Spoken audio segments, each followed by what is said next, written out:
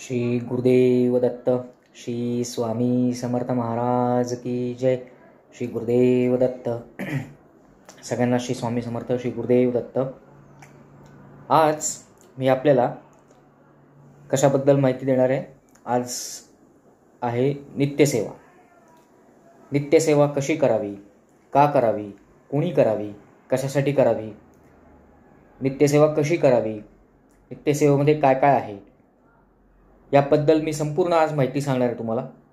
या चॅनलवर तुम्ही नवीन असाल तर अवश्य सबस्क्राईब करा, म्हणजे येणारे तुम्हाला नवीन नवीन व्हिडिओ येणारे दत्त महाराजांचे, स्वामी महाराजांचे, दिंडोरी प्रणितबद्दल माहिती, दिंडोरी प्रणित मार्गाबद्दल माहिती ही सर्व पाहायला मिळेल. आज मी आपल्याला नित्यसेवा का बरं करावी, का केली पाहिजे आपण, आणि नित्यसेवेचं महत्त्व काय आहे एवढं. बरेच लोकांच्या मनामध्ये, सेवेकरांच्या मनामध्ये, लोकांच्या मनामध्ये असा प्रश्न आहे की नित्यसेवा म्हणजे नुसती महाराजांची तिन्ही त्रिकाळ आरती करणं किंवा महाराजांना पूजणं म्हणजे नित्यसेवा, मंत्र जप करणं म्हणजे नित्यसेवा. जप करणं ही तर सेवा आहेच, पण त्याच्या व्यतिरिक्त नित्यसेवा म्हणजे काय. नित्यसेवा म्हणजे स्वामी चरित्र सारामृत, जे दिंडोरी मार्गाचं, दिंडोरी प्रणित मार्गाचं स्वामी चरित्र सारामृत. दिंडोरी प्रणित नाही तर बाहेर मार्केटमध्ये स्वामी चरित्र सारामृत मागितलं तरी तुम्हाला मिळेल. 21 अध्यायाचं मोठं पुस्तक, 21 अध्याय आहेत त्यामध्ये. तर 21 अध्यायाचं जे पोथी आहे ती पोथी ही वाचायची, 21 अध्याय पठण करायचे. आता ते 21 अध्याय कसे करायचे, एका दिवसात करायचे का 7 दिवसात करायचे का कसं करायचं त्याचं. त्याच्यामध्ये रोज 3 अध्याय नित्यसेवेमध्ये वाचायचे, रोज 3 अध्याय. आज 3 अध्याय वाचले, पहिला, दुसरा, तिसरा, उद्या चौथा, पाचवा, 6वा, असे 7 दिवस 21 अध्याय वाचायचे. 7 दिवस 21 अध्याय आपल्याला वाचायचे आहेत. ही नित्यसेवा रोज करायची, ह्याच्यात खंड पडू द्यायचा नाही, कंटिन्यू चालू ठेवायची, सातत्य ठेवायचं नित्यसेवेत. ही नित्यसेवा करताना तुम्हाला भरपूर अडचणी येणार, अडचणी भरपूर येणार, संकट भरपूर येणार, त्रास भरपूर होणार, मनाला त्रास होईल, कोण तुमच्याकडनं दुखवलं जाईल, पण महाराजांना अजिबात सोडायचं नाही. नित्यसेवा चालू ठेवायची आपली. नित्यसेवेमध्ये मग कशी करायची. कधी एक गुरुवार घ्या, कुठलाही गुरुवार घ्या, अमावस्या सोडून गुरुवार घ्या. समजा त्या गुरुवारी अमावस्या असेल तर तो गुरुवार घेऊ नका. गुरुवार घ्या. गुरुवारी नित्यसेवेला महाराजांना प्रार्थना करा की मी आजपासून अशी अशी नित्यसेवा करायला लागली आहे, किंवा नित्यसेवा आजपासून असं असं करायला लागलो आहे. तर त्या दिवसापासनं नित्यसेवा करायला सुरुवात करा. कुठलाही महिन्यातला कुठलाही गुरुवार घ्या, शुभ गुरुवारी घ्या आणि चालू करा. कुठलंही बंधन नाही. त्याचे नियम आहेत का कडक? काहीही नियम नाही, कुठलेही कडक नियम नाही. फक्त तुम्हाला 21 अध्याय पारायण करायचं असेल, एक पाठ म्हणजे एक पारायण असतं कुठल्याही याचं. तर एक पाठ करायचा असेल, पारायण करायचं असेल तर त्यासाठी नियम आहेत. त्यासाठी नियम म्हणजे धूत वस्त्र घातलेली पाहिजेत, त्याच्यानंतर न खाता पिता बसलं पाहिजे. 21 अध्याय 1.5 ते पावणे 2 तास, 2 तास धरून चाला. 2 तास हे पारायणाला लागतात 21 अध्याय पूर्ण वाचायला. दिंडोरी प्रणित मार्गाचं जे गुरुमाऊलींनी, परमपूज्य आदरणीय गुरुमाऊली यांनी दिंडोरी प्रणित मार्गाचं स्वामी चरित्र सारामृत प्रकाशित केलेलं आहे. तर आपल्याला मोठं वाचण्यात, आपल्याला प्रत्येकाला संसार आहे, रोजची कामं आहेत, या कामामधनं वेळ काढून आपण वाचणार. मग ते मोठ्याचं रूपांतर छोट्यामध्ये गुरुमाऊलींनी केलेलं आहे, स्वतः स्वामी महाराजांनी केलेलं आहे. तर ते आपल्यासाठी जवळच्या केंद्रामध्ये जाऊन स्वामी चरित्र सारामृत विकत घ्यावं. त्याची किंमत काही जास्त नाही, 40 का काहीतरी आहे. तर ते विकत घ्यावं आणि एक माळ घ्यावी. रोजच्या नित्यसेवा कशी करावी, 3 अध्याय रोजचे त्यातले वाचावे. 7 दिवस झाला की पुन्हा पहिल्यापासून सुरुवात करावी, 1 ते 3 अध्याय. मग 4, 5, 6, 7, 8, 9, 10, 11, 12 असे 21 अध्याय 7 दिवसात, पुन्हा 8व्या दिवशी पुन्हा पहिल्यापासून सुरुवात, असं तुमचं सातत्य चालू ठेवायचं. हे झालं चैत्र सारामृताचं, स्वामी चैत्र सारामृत. अजून दुसरी गोष्ट म्हणजे त्याच्यामध्ये आहे 11 वेळा जप करायचा, 11 माळी जप. आता 11 माळी जप करायचा म्हणल्यावर कुठली माळ घ्यायची, काय, कुठलीही माळ घ्या, काहीही प्रॉब्लेम नाही. रुद्राक्षाची घ्या, रुद्राक्षाच्या माळेवर तर अतिउत्तम, केंद्रात मिळते, स्वामी समर्थ आध्यात्मिक केंद्रात माळ मिळते, ती माळ जरी घेतली तरी चालेल. रोज 11 माळी जप हा झालाच पाहिजे, ही नित्यसेवा करायचीच. मग कोणी करायची नित्यसेवा?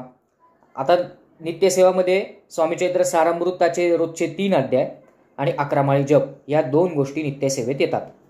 नित्यसेवा म्हणजे ह्या 2 गोष्टी येतात की ना की महाराजांची पूजा करणं, महाराजांना काय म्हणतात त्याला सजवणं किंवा हे आरत्या करणं, हे नित्यसेवेत येत नाही. बरेच लोकांचा गैरसमज आहे की रोज आरती करणं वगैरे हे नित्यसेवेत येतं. ही नित्यसेवा नाही आहे, नित्यसेवा ही आहे. याच्या व्यतिरिक्त ही स्तोत्रमंत्र आहेत, सगळ्या गोष्टी आहेत. नित्यसेवेचं पुस्तक आहे, ते दिंडोरी प्रणित केंद्रामध्ये तुम्हाला, आध्यात्मिक केंद्र आहे त्यामध्ये तुमच्या जवळच्या केंद्रामध्ये कुठेही चौकशी करा, हे केंद्र कुठे आहे, तुमच्या जवळच्या केंद्रामध्ये तुम्हाला हे पुस्तक अवेलेबल होईल, उपलब्ध होईल. तर केंद्रामध्ये ह्या गोष्टी उपलब्ध होतात. नित्यसेवेचं पुस्तक आहे, त्यामध्ये सगळी माहिती दिलेली आहे मार्गाबद्दल. आपल्या चॅनलवर सुद्धा मार्गाबद्दल माहिती टाकण्याचा माझा प्रयत्न आहे. जसे महाराज आज्ञा देतील तसे मी टाकत राहतोय. महाराजांनी मला सुचवलं की नित्यसेवा कशी करायची याबद्दल माहिती दे, म्हणून मग याबद्दल माहिती आज तुमच्यापुढे देतोय मी. सगळं महाराज शोधतात, मी काही नाही आहे. तर मला विषयी माहिती नसतो, काही नसतं. गुरुवारचं मार्गदर्शन झालं नाही तर महाराज म्हणले रविवारी कर, कशाला हे करतोस, ठीक आहे म्हणलं रविवारी. असं काही नाही की मी मनात महाराजांनी सांगितलं की आज व्हिडिओ करायचा, आज व्हिडिओ, आज दिंडोरी प्रणित मार्गाबद्दल माहिती द्यायची, असं मनात काहीच नसतं. सगळं महाराज सुचवतात, महाराज करून घेतात. माझं त्याच्यात काही नाही आहे. तुमच्यापर्यंत एवढीच कळकळीची विनंती की तुमच्यापर्यंत ह्या गोष्टी पोचाव्यात, लोक नित्यसेवा करायला लागावे. आता नित्यसेवा करताना बरेच लोकांचे असे हे आहेत की दादा म्हणे मला खूप त्रास होतो, माझ्याकडनं नित्यसेवा होतच नाही, वाचायला बसल्यावर खूप प्रॉब्लेम येतात, 2 दिवस 7 दिवस पूर्ण सातत्य राहत नाही, 2 दिवस केलं जातं, त्याच्यानंतर 3ऱ्या दिवशी प्रॉब्लेम येतात, 4थ्या दिवशी परत 4-5 दिवस, 4था आणि 5वा दिवस वाचला जातो, 6व्या दिवशी परत काहीतरी अडचणी येतात. हे का होतं बरं? असं का अडचणी येतात असं वाटत असेल? हे तुमचे प्रारब्ध आहे, तुमची कर्म आहे. पूर्वजन्मीची कर्म तुमची पुसल्याशिवाय तुम्हाला या जन्मात महाराजांपुढे स्थान मिळत नाही. म्हणून पहिले, आता बघा, शाळा असेल, कॉलेज असेल, आपण एक इयत्ता, पहिलीतनं दुसरी, दुसरीतनं तिसरी, चौथी, 5वी असं 10वी पर्यंत, नंतर 12वी, नंतर ग्रॅज्युएशन, पदवीधर, हे असं करत करत आपण काय करत आलोय? परीक्षा देत आलोय. त्या स्टेजला आता तुम्ही पहिल्या त्या ह्याला बघा, आता पहिलीत असाल, दुसरीतल्या मुलाला काय वाटतं, अरे हा पहिलीतला आहे, किती सोपे असेल याचं पेपर वगैरे.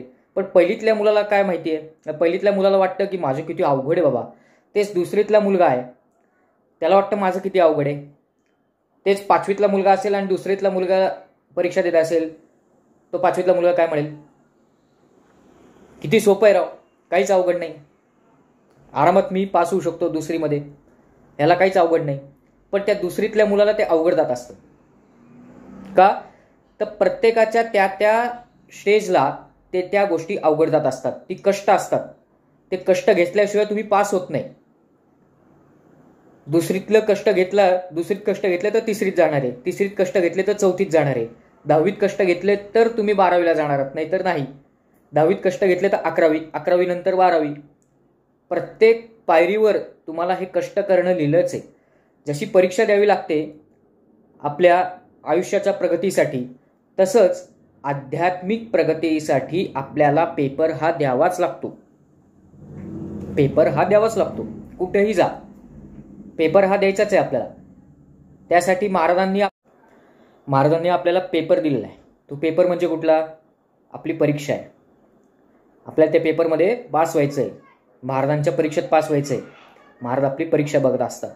म्हणून हे आपल्याला संकटही महाराज देत असतात आणि त्यातनं मार्ग दाखवणारेही महाराजच आहेत, त्यातनं वाचवणारेही महाराजच आहेत. त्यामुळे पूर्ण विश्वास महाराजांवर ठेवायचा. कितीही संकट येऊ दे, नित्यसेवा सोडायची नाही. 11 माळी जप, श्री स्वामी समर्थ चरित्र सारामृत रोजचे 3 अध्याय. ही नित्यसेवा कोण करू शकतं? कोणीही करू शकतं. आबाल वृद्धही करू शकतात. लहान लहान मुलं सुद्धा ही सेवा करू शकतात. अगदी लहान मुलापासनं 90चा माणूस जे असेल तोही करू शकतो. असं काहीही कुठलंही बंधन नाही. फक्त तुम्हाला पारायण करायचं असेल तर त्याला काही नियम आहेत. ते नियम म्हणजे जास्त कडकही नाही आहेत आणि जास्त असं त्यात सोपस्कारही नाही आहेत.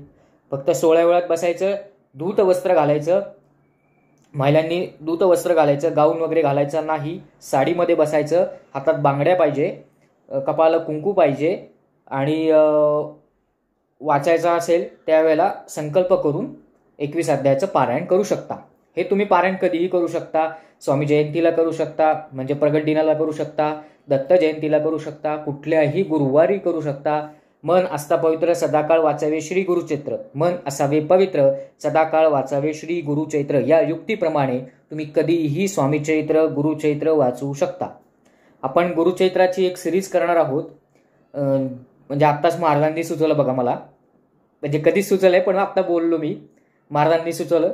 गुरुचैत्राची आपण सिरीज करणार आहोत. त्यामध्ये गुरुचैत्र कसं करावं आणि पद्धतीपासनं कोणी वाचावं कोणी वाचू नये, सगळे नियम आचरण आपलं कसं पाहिजे गुरुचैत्राचे, गुरुचैत्रात करताना आचरण कसं पाहिजे, या सगळ्याबद्दल आपण एक सिरीज पूर्ण करणार आहोत. सगळ्याबद्दल तुम्हाला माहिती देणार आहे.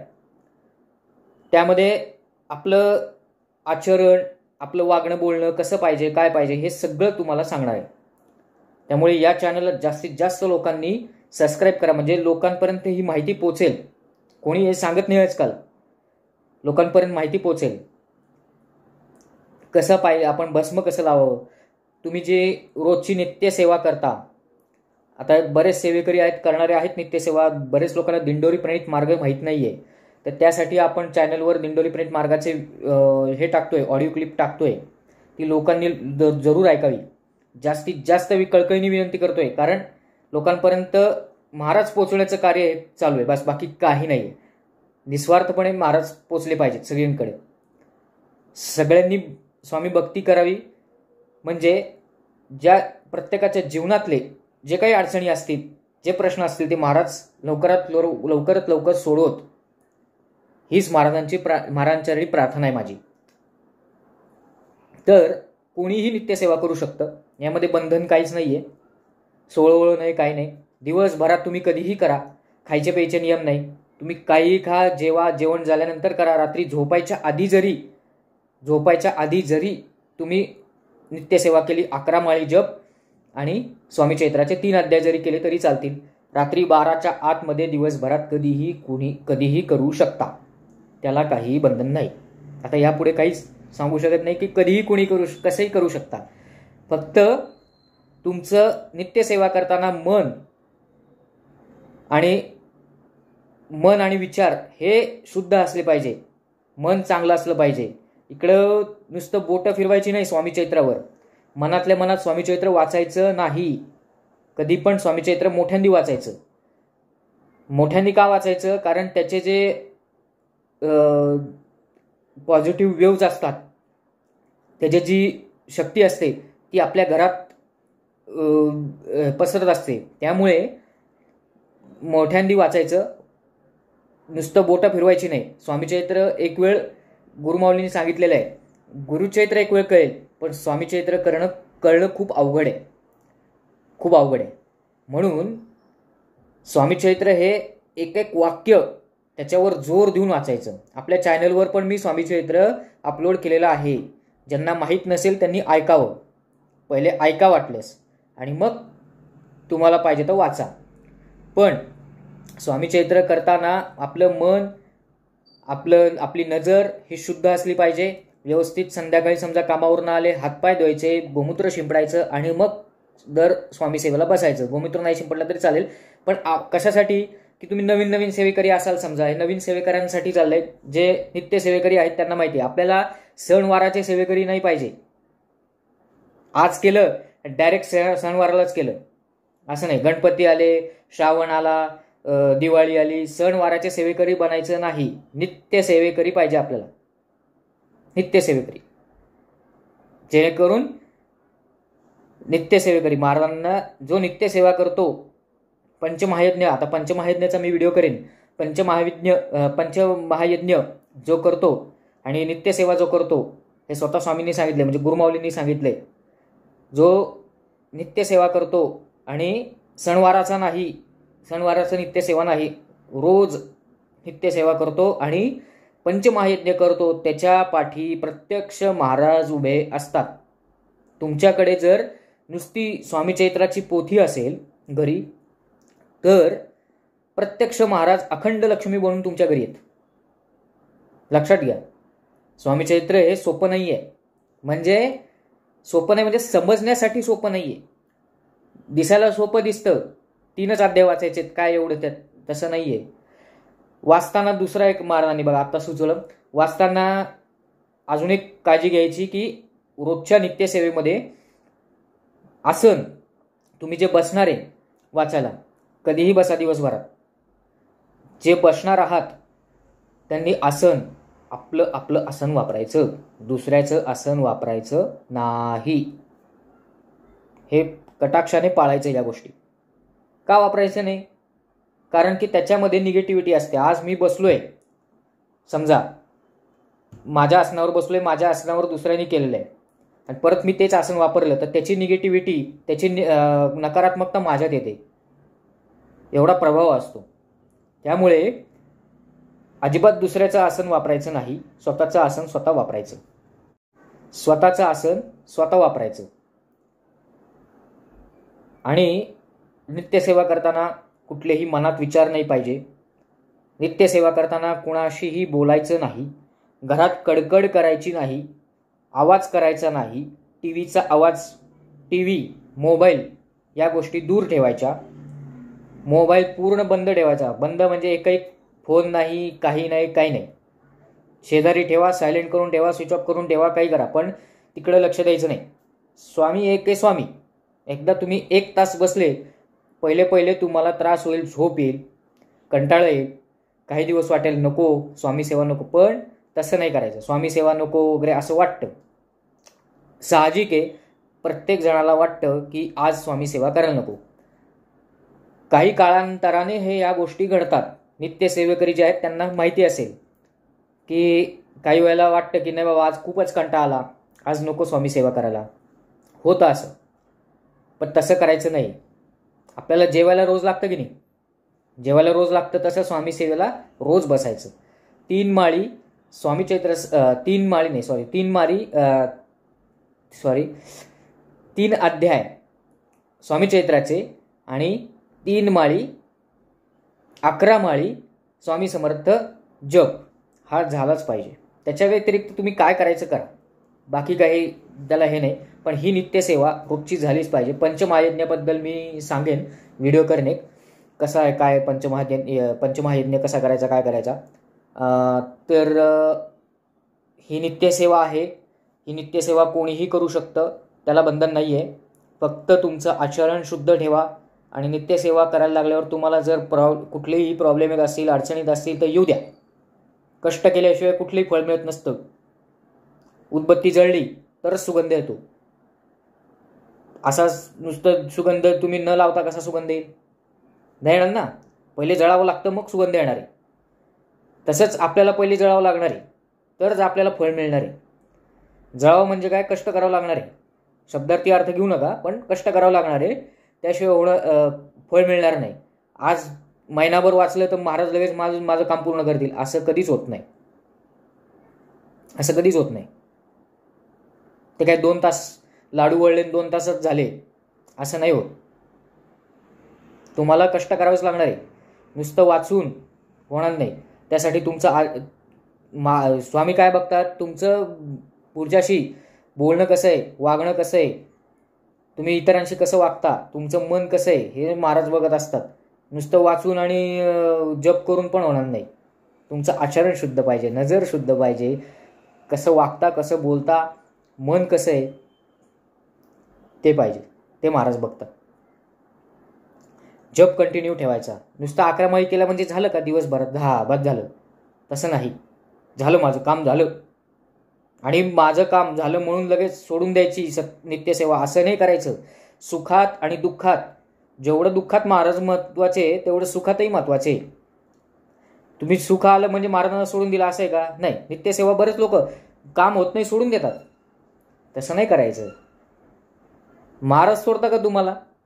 महाराज म्हणतात जा तुझं काम झालं, मला दुसरा सेवेकरी आहे. महाराज सोडून देता का? नाही. महाराज प्रत्येक ठिकाणी तुमच्या बरोबर असतात. महाराज कधी नाही सोडत तुम्हाला, तुम्हीच सोडता. सोडायचं नाही कधी महाराजांना. महाराज प्रत्यक्ष आपल्याबरोबर आहेत. अक्कलकोटलाही अजून महाराज आहेत, तिथे गाणगापूरलाही दत्त महाराज आहेत, सगळीकडे महाराज आहेत. त्यामुळे महाराजांना कधीच अंतर देऊ नका. सोबत राहा महाराजांच्या आणि महाराजांना प्रेम लावा. अर्थता निर्माण झाली पाहिजे. त्यामुळे महाराजांना कधीही अंतर देऊ नका आणि नित्यसेवा रोज चालू ठेवा. नाही समजा झाली एक दिवस नित्यसेवा तरी घाबरू नका. महाराजांना त्या दिवशी माफी मागा की माझी 4 दिवस झाली नाही, 2 दिवस झाली नाही, 1 दिवस झाली नाही. माफी मागायची आणि झोपी जायचं. असं नाही की तुम्हाला महाराज मारणारे किंवा काय करणारे, तसं नाही. घाबरायचं नाही. देव हा घाबरण्यासाठी नाही आहे, देव रक्षा करण्यासाठी आहे. लक्षात ठेवायचं कधी पण. त्यामुळे महाराजांवर भरपूर श्रद्धा ठेवा, पूर्ण विश्वास ठेवा महाराजांवर. महाराज प्रत्यक्ष आहेत आणि नित्यसेवा कधीही सोडू नका. तुम्हाला जर वाटलं तर महाराजांना माफी मागा आणि झोपी जा. तर झालेली सेवा मी महाराजांचरणी रुजू करतो. श्री स्वामी समर्थ. श्री गुरुदेव दत्त.